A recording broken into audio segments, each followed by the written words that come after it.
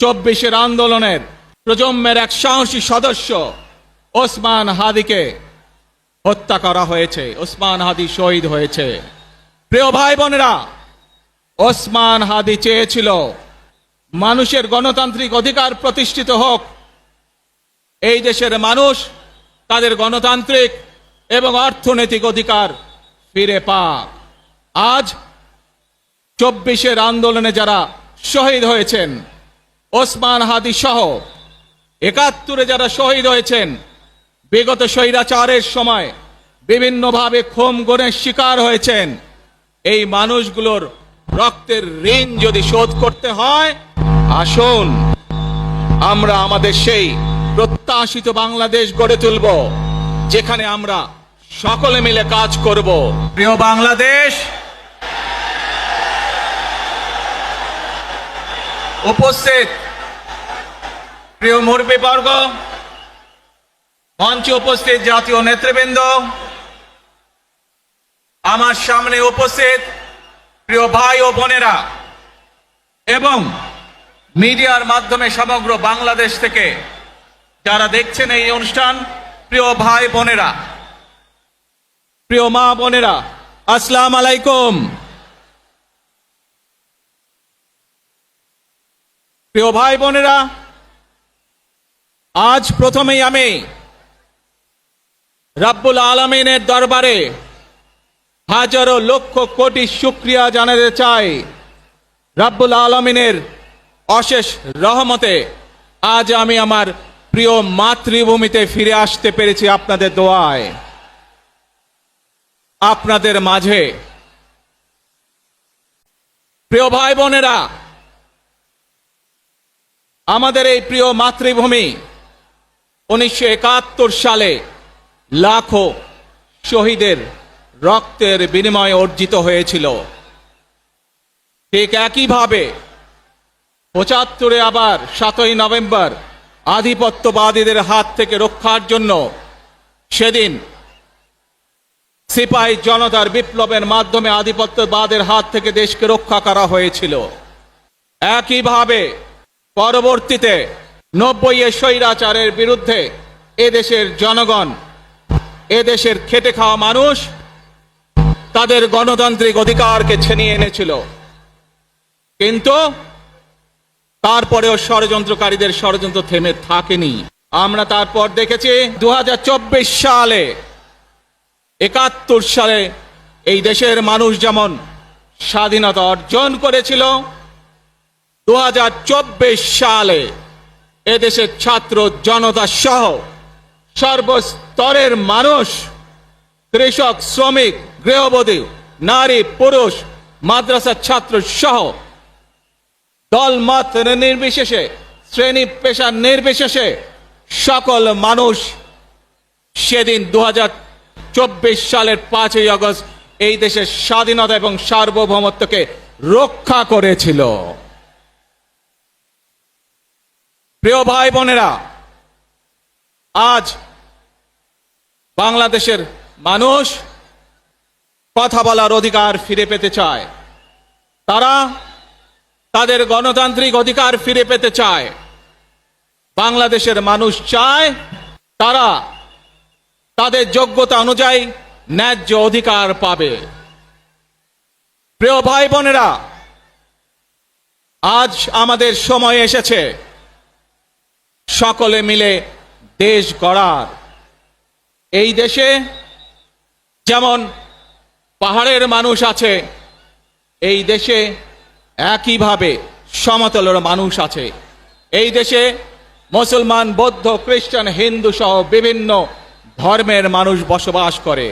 আমরা চাই সকলে মিলে এমন একটি বাংলাদেশ গড়ে তুলব আমরা, যেই বাংলাদেশের স্বপ্ন একজন মা দেখেন, অর্থাৎ একটি নিরাপদ বাংলাদেশ আমরা গড়ে তুলতে চাই, যে বাংলাদেশে একজন নারী, একজন পুরুষ, একজন শিশু যেই হোক না কেন নিরাপদে ঘর থেকে বের হলে নিরাপদে ইনশাআল্লাহ ঘরে আবার ফিরে আসতে পারে। প্রিয় ভাই বোনেরা, এই দেশের জনসংখ্যার অর্ধেক নারী, 4 কোটিরও বেশি তরুণ প্রজন্মের সদস্য, 5 কোটির মতন শিশু, 40 লক্ষের মতন প্রতিবন্ধী মানুষ রয়েছেন, কয়েক কোটি কৃষক শ্রমিক রয়েছেন। এই মানুষগুলোর একটি প্রত্যাশা আছে এই রাষ্ট্রের কাছে, এই মানুষগুলোর একটি আকাঙ্ক্ষা আছে এই দেশের কাছে। আজ আমরা সকলে যদি ঐক্যবদ্ধ হই, আজ আমরা যদি সকলে প্রতিজ্ঞাবদ্ধ হই, তাহলে আমরা এই লক্ষ কোটি মানুষের সেই প্রত্যাশাগুলো পূরণ করতে পারি ইনশাআল্লাহ। প্রিয় ভাই বোনেরা, 71 সালে আমাদের শহীদরা নিজের জীবন উৎসর্গ করেছিলেন এই রকম একটি বাংলাদেশ গঠনের জন্য। বিগত 15 বছর স্বৈরাচারের বিরুদ্ধে শত শত হাজারো গুম খুনের শিকার হয়েছে শুধু রাজনৈতিক দলের সদস্য নয়, নিরীহ মানুষের প্রতিবাদ করতে গিয়ে অত্যাচার নির্যাতনের শিকার হয়েছে, জীবন দিয়েছে। 2024 সাল মাত্র সেদিনের ঘটনা। কিভাবে আমরা দেখেছি আমাদের তরুণ প্রজন্মের সদস্যরা কিভাবে নিজের জীবন উৎসর্গ করেছে দেশের এই স্বাধীনতা এবং সার্বভৌমত্বকে রক্ষা করার জন্য। প্রিয় ভাই বোনেরা, কয়েকদিন আগে এই বাংলাদেশের 24-এর আন্দোলনের এক সাহসী প্রজন্মের এক সাহসী সদস্য ওসমান হাদিকে হত্যা করা হয়েছে। ওসমান হাদি শহীদ হয়েছে। প্রিয় ভাই বোনেরা, ওসমান হাদি চেয়েছিল এই দেশের মানুষের জন্য গণতন্ত্র প্রতিষ্ঠিত হোক, এই দেশের মানুষের গণতান্ত্রিক অধিকার প্রতিষ্ঠিত হোক, এই দেশের মানুষ তাদের গণতান্ত্রিক এবং অর্থনৈতিক অধিকার ফিরে পাক। আজ 24-এর আন্দোলনে যারা শহীদ হয়েছেন, ওসমান হাদি সহ 71-এ যারা শহীদ হয়েছেন, বিগত স্বৈরাচারের সময় বিভিন্নভাবে খুন গুমের শিকার হয়েছেন, এই মানুষগুলোর রক্তের ঋণ যদি শোধ করতে হয়, আসুন আমরা আমাদের সেই প্রত্যাশিত বাংলাদেশ গড়ে তুলব, যেখানে আমরা সকলে মিলে কাজ করব, যেখানে আমরা সকলে মিলে আমাদের প্রত্যাশিত বাংলাদেশকে গড়ে তুলব। প্রিয় ভাই বোনেরা, বিভিন্ন আধিপত্যবাদ শক্তির গুপ্তচরেরা বিভিন্নভাবে ষড়যন্ত্রে এখন লিপ্ত রয়েছে। আমাদেরকে ধৈর্যশীল হতে হবে, আমাদেরকে ধৈর্য ধারণ করতে হবে। বিশেষ করে তরুণ প্রজন্মের যে সদস্যরা আছেন, আপনারাই আগামী দিন দেশকে নেতৃত্ব দিবেন, দেশকে গড়ে তুলবেন। এই দায়িত্ব তরুণ প্রজন্মের সদস্যদেরকে আজ গ্রহণ করতে হবে, যাতে করে এই দেশকে আমরা সুন্দরভাবে গড়ে তুলতে পারি। শক্ত ভিত্তির উপরে গণতান্ত্রিক ভিত্তি, শক্তিশালী অর্থনৈতিক ভিত্তির উপরে যাতে এই দেশকে আমরা গড়ে তুলতে পারি। প্রিয় ভাই বোনেরা, আমার সাথে আজকে মঞ্চে এখানে বহু জাতীয় নেতৃবৃন্দ বসে আছেন। আসুন আজকে আমরা দুহাত তুলে আল্লাহর দরবারে দোয়া করি, আল্লাহর রহমত আমরা চাই। যে সকল জাতীয় নেতৃবৃন্দ এই মঞ্চে আছেন, মঞ্চের বাইরে যে সকল জাতীয় আরো নেতৃবৃন্দ আছেন, আমরা সকলে মিলে এই দেশকে নেতৃত্ব দিয়ে আমাদের বাংলাদেশের জনগণের প্রত্যাশিত সেই বাংলাদেশকে আমরা গড়ে তুলতে চাই। আমাদেরকে যে কোনো মূল্যে আমাদেরকে এই দেশের শান্তি শৃঙ্খলা রক্ষা করতে হবে। যে কোনো উস্কানির মুখে আমাদেরকে ধীর শান্ত থাকতে হবে। প্রিয় ভাই বোনেরা, আমরা দেশের শান্তি চাই, আমরা দেশের শান্তি চাই, আমরা দেশের শান্তি চাই। প্রিয় ভাই বোনেরা, মার্টিন লুথার কিং নাম শুনেছেন না আপনারা? নাম শুনেছেন তো আপনারা? মার্টিন লুথার কিং, তার একটি বিখ্যাত ডায়লগ আছে, আই হ্যাভ এ ড্রিম। আজ এই বাংলাদেশের মাটিতে দাঁড়িয়ে আপনাদের সকলের সামনে আমি বলতে চাই, বাংলাদেশ জাতীয়তাবাদী দলের একজন সদস্য হিসাবে আপনাদের সামনে আমি বলতে চাই, I have a plan for the people of my country, for my country.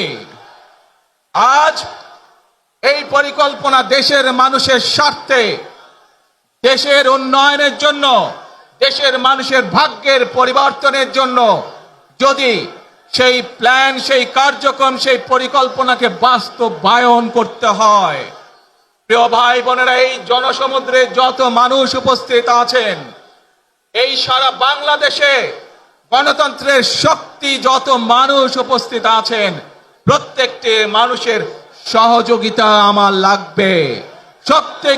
প্রত্যেকটি মানুষের সহযোগিতা আমাদের লাগবে। আপনারা যদি আমাদের পাশে থাকেন, আপনারা যদি আমাদেরকে সহযোগিতা করেন, ইনশাআল্লাহ আমরা আই হ্যাভ এ প্ল্যান বাস্তবায়ন করতে সক্ষম হব।